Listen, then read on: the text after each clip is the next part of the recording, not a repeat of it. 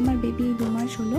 আমি ভার্সাই থেকে এই কটন ডায়াপারটা অর্ডার করেছিলাম, আজ তার ডেলিভারি এসেছে। দেখা যাক কেমন এসেছে। 3টে প্যান্ট আর তার সাথে সোকেবল 3টে প্যান্ট, একটা নেভি ব্লু কালারের প্যান্ট।